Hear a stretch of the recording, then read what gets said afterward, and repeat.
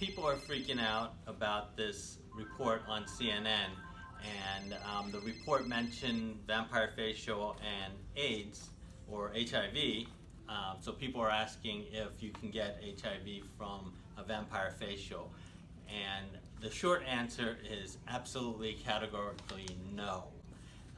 But it is worth mentioning that this report that was reported on CNN mentioned vampire facial and HIV. So I dug into the story a little bit, and I just wanted to clarify what that was all about, because people are understandably nervous. So what happened in this spa in Albuquerque, New Mexico is that somebody developed an infection after receiving a treatment there, and they reported it to the health department.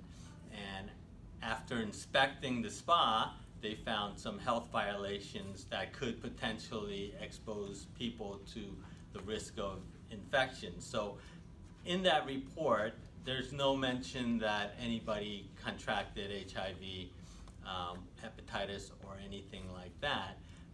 In fact, the story itself probably would not have caught the attention of people if it didn't mention vampire facial and HIV. So apparently the spa offers vampire facials, and that's the only reason that it was mentioned in the story. And understandably, vampire facial and HIV together would attract the attention. I certainly clicked on the story. If it just said a spa in New Mexico gets closed down because of health violations, anyone other than the local people would not really be interested in the story. So that's probably why CNN chose to use those words. But this brings up an important point, because this is a medical procedure. So you want, and it involves blood, it's your own blood, so there's no way you can catch an infection from your own blood.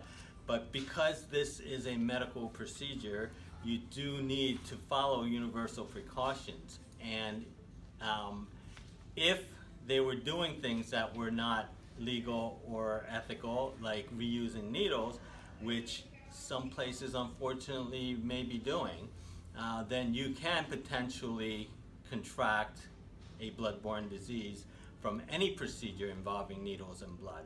But the vampire facial and vampire facelift itself is a brand. In order for a clinic to use this brand, they have to go through a very specific training, including how to use it safely so that you don't risk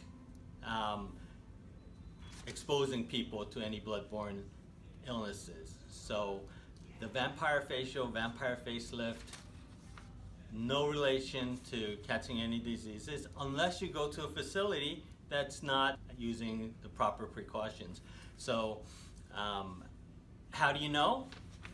One of the ways is just to make sure that if you're getting a treatment that involves blood, you should go to a medical establishment, not to some spa, without any doctor or nurse supervision. You also want to be wary of places that are offering bargain, low-cost vampire facials, because this is a procedure that involves some equipment such as a microneedling pen with a disposable needle that can only be used on one person at a time, and it should be disposed. It also involves medical waste, which has to be disposed of properly, which incurs some costs, and the kits for making the platelet-rich plasma. So if somebody's offering the treatment at a very low cost, you have to be a little suspicious. And you can also go to vampirefacial.com and look up the provider and make sure that they are listed as an official provider.